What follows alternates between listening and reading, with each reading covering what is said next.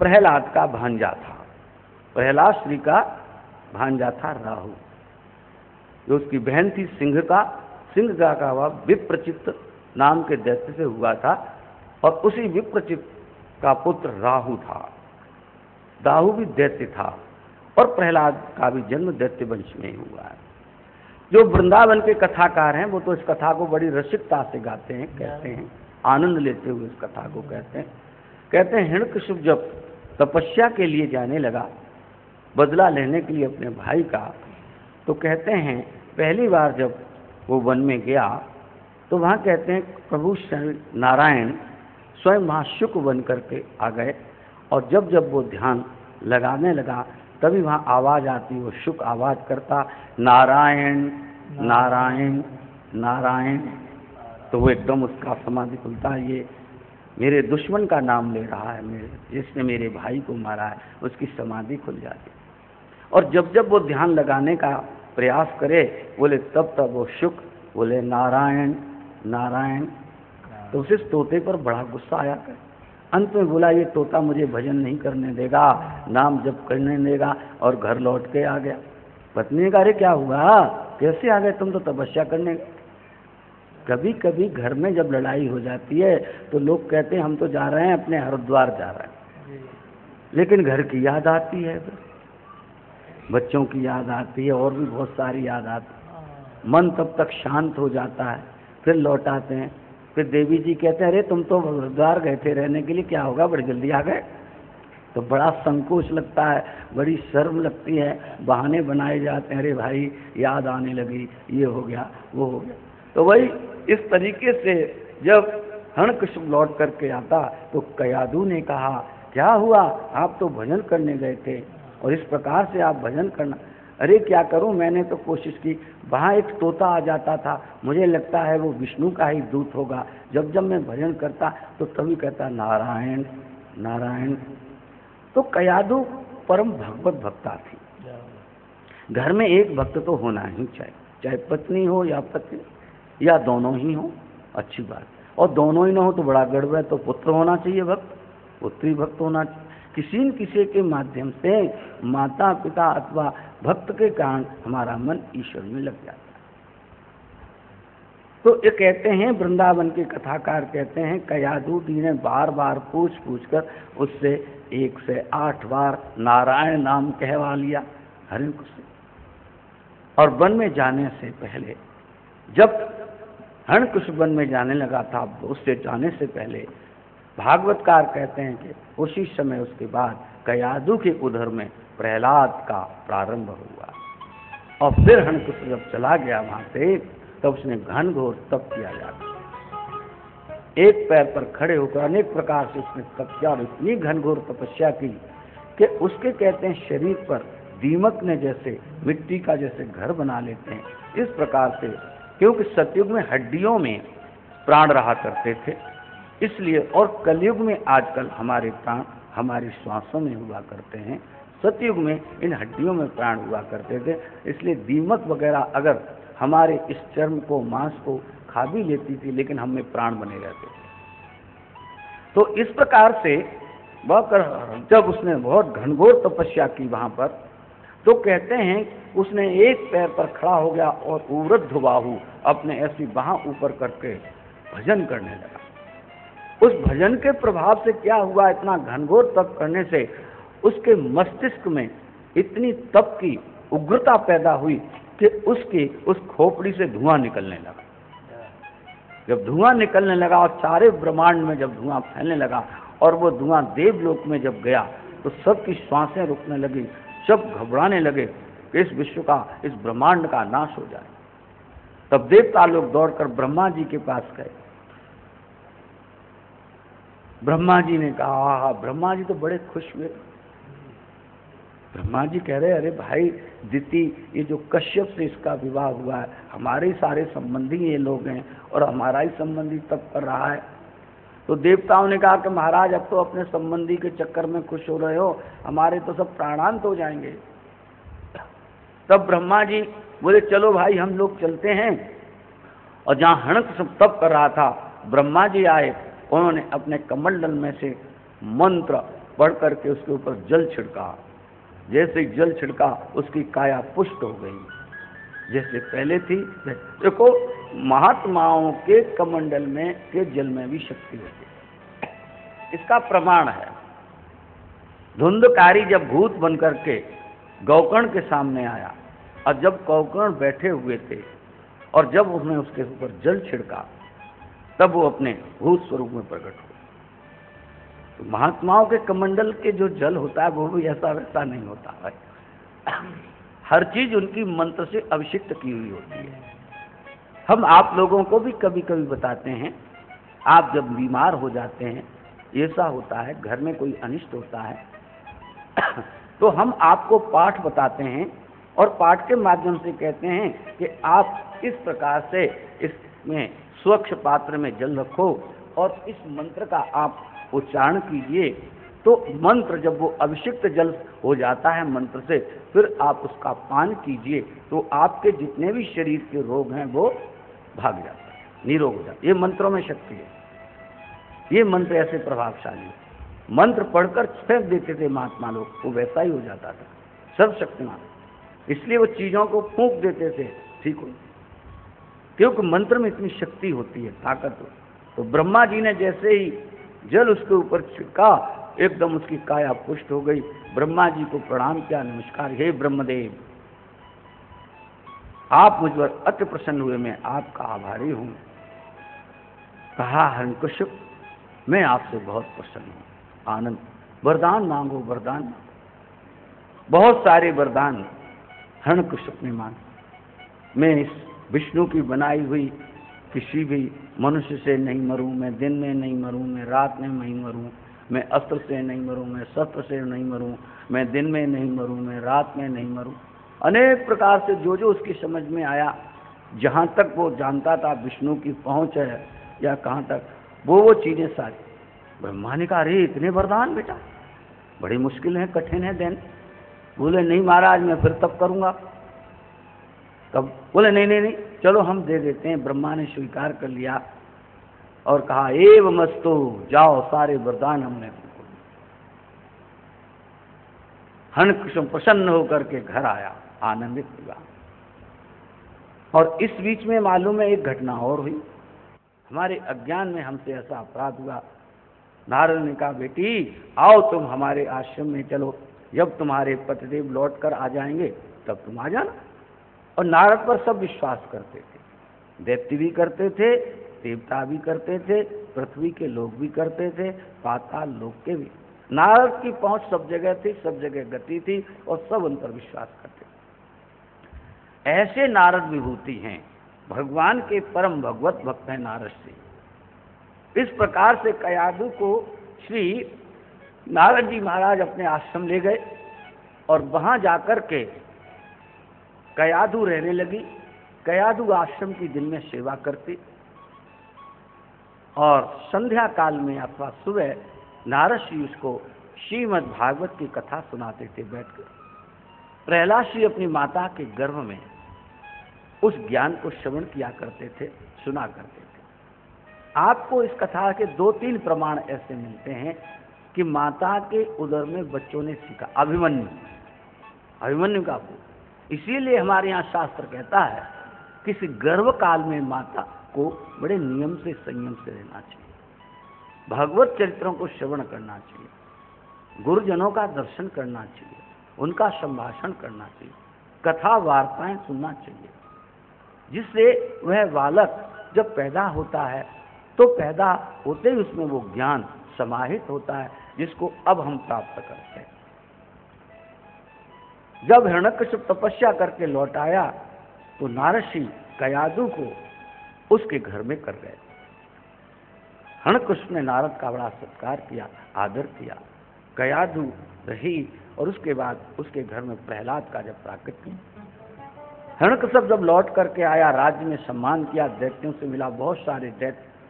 अब महाराज उसने सारे जो जो जहाँ देवता थे उनको मार मार कर घर उनको सबको इधर से उधर छितरा दिया। सारे देवता परेशान बड़े मुश्किल हो गए। और इधर नारद श्री का जब पहला श्री का प्राकट्य हुआ, उनका जन्म हुआ, बड़े सुंदर, बड़े सौष्ठव श्री प्रहलाद श्री थे, क्योंकि गर्भ काल में ही भगवान का चिंतन करते थे, भगवान का दर्शन करते थे, कृष्ण मुरारी का दर्शन करते थे। तो उनका स्वरूप भी प्रहलाद का ऐसा ही था, बड़ा सुंदर नासिका, सुंदर नेत्र, उनके सुंदर कर्ण, सब कुछ बड़ा सुंदर था। उनको देखकर असुर बालक भी मोहित हो जाते थे, ऐसा था। हिरण्यकशिपु का ऐसा प्रभाव था, अगर वो आकाश जंगल में खड़ा होकर बिना ऋतु का कोई फल मांगे कि मुझे आम चाहिए, तो उसी समय उसके हाथ में आम आ जाता था। ऐसा प्रभावशाली हिरण्यकशिपु। उसके राज्य में सर्वत्र आमोद और प्रमोद, जो चीजें कहीं नहीं मिलती, उसके दरबार में, सभा में निरंतर नृत्य, वैभव, यश चलता रहता था। नारद श्री कहते हैं, भाई मैं भी कभी कभी देखने जाता था वहां पर, क्योंकि मेरा शिष्य था वो भगवान नारद के। संतों का किसी से द्वेष नहीं होता, तो वहां नारद कहते मैं भी जाता था और उसका प्रभाव देखा करता था, और थोड़ी देर बैठ कर अपना आदर सत्कार करवा के नारद कहते मैं भी चला था। लेकिन इधर हिरण्यकशिपु हमेशा ये ध्यान में रहता कि मुझे विष्णु का वध करना है, विष्णु धर्म का वध कर देना है, कि विष्णु की जहाँ जहाँ पुष्टि होती है कि बोले ब्राह्मण लोग यज्ञ यज्ञात कराते हैं, विष्णु की आराधना कराते हैं, यज्ञ कराते हैं, तो सबसे पहले उसने इतने भी ब्राह्मण जहाँ जहाँ यज्ञ होते थे इनको बंद कराना प्रारंभ किया। न रहेगा बांस न बजेगी बांसुरी। बोले जितने भी विष्णु उपासक हैं, जितने भी विष्णु कार्य करते हैं, उन सबको हम जहाँ यज्ञ ज्ञात करते थे ये दैत्य पहुँच जाते थे और वहाँ उस यज्ञ को भ्रष्ट कर दिया करते थे। वहाँ पर हड्डी है, मूत्र है, पीयूष है, इनकी वर्षाएं होने लगती थी और उन ब्राह्मणों को मार मार कर भगा। सर्वत्र त्राहिमाम त्राहिमाम त्राहिमाम होने लगा। प्रहलाद श्री को जब उम्र हुई, उनको उन्होंने पाठशाला में भेजा कि जाओ बालक तुम पढ़ो। प्रहलाद श्री विद्या में जब पढ़ने लगे, बहुत कुछ काल हो गया उनको पढ़ते पढ़ते, तब एक दिन जैसे आप भी आते हैं, बैठते हैं, बालक आपका पढ़ता है, तो आप माता उसको सजा धजा कर आपके पास भेजती, जाओ पप्पा के पास बैठो जाकर। तो आप पूछते हैं आप स्कूल में आपने क्या सीखा, आपने क्या पढ़ा। ऐसे ही एक बार माता कयाधु ने, जब स्कूल की छुट्टियां हुई, बालक प्रहलाद घर आया, तो हिरण्यकशिपु की गो में उसे दे दिया और हिरण्यकशिपु ने बड़े प्यार से पूछा, बेटा हम लोग असुर हैं और हम सब असुर विद्या का ही हमें ज्ञान प्राप्त करना चाहिए। आप ये बताओ हमको, आपने विद्यालय में रहकर क्या क्या सीखा। प्रहलाद श्री ने कहा, हे पिताश्री, मैंने तो ये सीखा जीवन में कि एक ही परमात्मा है और परमात्मा का नाम ही सर्वोपरि है और उस परमात्मा का नाम ही मनुष्य को ग्रहण करना चाहिए, उसी का आश्रय लेना चाहिए। पिताश्री मैंने तो ये सीखा। जब ये सुनते ही कहते हैं हिरण्यकशिपु की भौहें तन गई, क्रोधित हो गया। पर उसने मन में राजा था, विचारवान भी था। उसने सोचा हो सकता है कोई विष्णु का दूत हमारे पुत्र के पीछे लगा हुआ है। राजाओं को, महाराजाओं के ये बड़े चक्कर हुआ करते हैं, तो कोई दूत हमारे पीछे लगा हो और CID कर रहा हो, ये सब कर रहा हो। तो उसने सोचा कोई बात नहीं, अभी नन्हा मुन्ना बालक है। हिरण्यकशिपु ने निर्देश दिया जो उसके लोग थे कि जाओ इनके जो आचार्य जी हैं उनको समझाओ कि इस बालक को असुर विद्या का ही ज्ञान दें कि हम लोग सब असुर हैं और असुर विद्या ही हमारा आधार है। तो कहते हैं कि प्रहलाद को फिर स्कूल में भेज देगा और वहाँ पर उनकी पढ़ाई प्रारंभ फिर हुई। जब उन्होंने फिर वहाँ पर पढ़ना शुरू किया, फिर एक बार इस प्रकार से जब हिरण्यकशिपु ने पूछा, तो ऐसा ही ईश्वर सम्मत जब प्रहलाद श्री ने उसे उत्तर दिया, तो हिरण्यकशिपु को बहुत क्रोध आया और प्रहलाद श्री को उन्हें अपनी गोद से उठाकर जमीन पर पटक दिया और कहा कि तू मेरे कुल में एक कुलंगार ऐसा पैदा हुआ है, मुझे लगता है तू असुरों के वंश को काटने के लिए कुठार के समान तू पैदा हुआ है। तो इस प्रकार से हमारा इस असुर वंश का तू नाश करने वाला मुझे लगता है। उसने आचार्यों को बुलाया, संडा मर्क जो शुक्राचार्य जी के 2 पुत्र थे उनको बुलाया, करे भाई आप इसको कैसी शिक्षा देते हैं। वो डर गए और उन्होंने हरणाकश्यप ने उनको बहुत डांट लगाई कि आपसे हो तो मेरा पुत्र। तब उन्होंने कहा कि महाराज हम तो जो असुर विद्या है वही इसको सिखाते हैं, लेकिन ये अपनी मति से बोलता है, जो हमने सिखाया वो ये नहीं बोलता, ये अपनी मति से जो कह रहा है वो कह रहा है। हरणाकश्यप ने कहा कि जाओ आप इसको अच्छी तरीके से सुसंकृत करो कि ये हमारी असुर विद्या को ये सीखे। कहते हैं प्रहलाद श्री को फिर ले गए, लेकिन वहाँ जाकर जब पढ़ाई हुई, इधर प्रहलाद श्री और जो प्रहलाद श्री के जो मित्र बालक थे, जब कभी खाली समय मिलता था तब प्रहलाद श्री मित्रों के बीच में बैठ जाया करते थे और भगवत कथाओं को सुनाया करते थे। जो प्रहलाद नारद श्री से उन्होंने कथाएं सुनी थी भागवत की, बड़ी सुंदर सुंदर कथाएं सुनाते। तो मित्रों ने कहा कि प्रहलाद तुम्हारे गुरु कौन है, तुमने ये सब कथाएं कहाँ से सीखी, तुम्हारा जन्म तो यहीं हुआ है और बचपन से हमारा तुम्हारा साथ है, लेकिन जो ये तुम कथाएं सुनाते हो ये तुमने कहाँ से सीखी। प्रहलाद सिंह ने मुस्कुराकर कहा, हे मित्रों ये मैंने कथाएं मैंने अपने गुरु नारद से सीखी। बोले नारद, नारद से तुमने कब सीखी, तुम तो हमारे साथ के हो, साथी माम रहो कि मेरी माता के उदर में जब था और नारद के आश्रम में जब मेरी माता थी, देवता लोग मेरी माता का अपहरण करके जब वहाँ पर ले गए और नारद मेरे गुरु मेरी माता को दोनों टाइम में जब भागवत धर्म सिखाया करते थे, तब मैंने ये कथाएं सुनी। और उसके ज्ञान के माध्यम से प्रहलाद श्री बताते थे कि हे भाइयों, ये जो कौमार अवस्था है हमारी और आपकी, यही भजन करने योग्य है।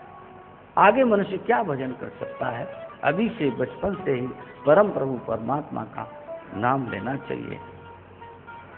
और इस प्रकार से प्रहलाद श्री ने जब एक बार फिर प्रहलाद श्री मित्रों के साथ रहते थे, फिर एक बार संडा मर्क लेकर उस पर को आए और तब वहाँ पर जब प्रहलाद श्री आए और उन्होंने से पूछा हिरण्यकश्यप ने कि तूने क्या सीखा, तब नवदा भक्ति का उपदेश प्रहलाद श्री ने किया। श्रवणम कीर्तनम, इस प्रकार से नवदा भक्ति का उपदेश श्री प्रहलाद श्री ने कहा, हे पिताश्री इस संसार में आकर मनुष्य को भगवान की श्रवणम कथाएं सुननी चाहिए, कथा सुनकर घर में कीर्तन करना चाहिए, विष्णु का स्मरण करना चाहिए, पाद सेवन अर्चन साक्ष्य भाव रखना चाहिए। नवदा भक्ति का उपदेश किया।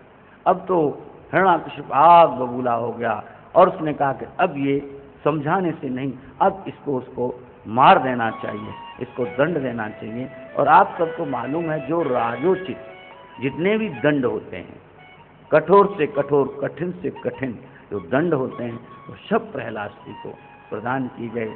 सर्पों से कटवाया गया, पर्वतों से उन्हें गिराया गया, पानी में जल में उन्हें डुबाया गया, बहुत कुछ। यहाँ तक आप सोचते हैं हिरण्यकश्यप की जो बहन होलिका थी उसको ये वरदान था, उसको एक चादर दी हुई थी, ब्रह्मा जी की तरफ से मिली थी कि जब तुम चादर को ओढ़कर अग्नि में बैठ जाओगे तब तुम नहीं जलोगी। तो कहते हैं कि उसकी बहन ने भी प्रयास किया अपने भाई का सहयोग करने के लिए और भगवत कृपा से ऐसा पवन चला, ऐसी हवा चली जिससे कि वह उसकी चादर उड़कर प्रहलाद के शरीर पर आ गई और वो चादर विहीन हो गई और उस अग्नि ने होलिका को जला दिया और चादर ने प्रहलाद को जला दिया। बोलो भक्त प्रहलाद की जय। जाको राखे साइया मार सके नहीं कोई, बालन बांका कर सके जो जग बैरी हो है। इस प्रकार से प्रहलाद का चरित्र बड़ा ही विशुद्ध पवित्र है। उसके बाद प्रहलाद श्री पर किसी प्रकार का कोई जितना, और प्रहलाद श्री निरंतर जब उनके साथ हमेशा जब अगर उन्हें कहीं पर्वत से फेंका जाता था तब भी उनको लगता था कि भगवान विष्णु मेरे पिताश्री नीचे खड़े हैं और मैं उनकी गोद में ही जाकर गिरूंगा। जहाँ भी उन्हें सर्वत्र उन्हें उनका ईश्वर दिखाई देता था। और सर्वत्र परमात्मा उनकी रक्षा करते। जब इस प्रकार से हिरण्याकश्यप ने देखा तो हिरण्याकश्यप प्रहलाद से डरने लगा, घबराने लगा। उसके कोई भी दाव पे जब प्रहलाद पर सफल नहीं हुए तो डरने लगा। फिर आदमी डरने लगता है उससे कि कहीं यही मेरे वंश का सर्वनाश करने वाला न हो। हिरण्याकश्यप चिंतित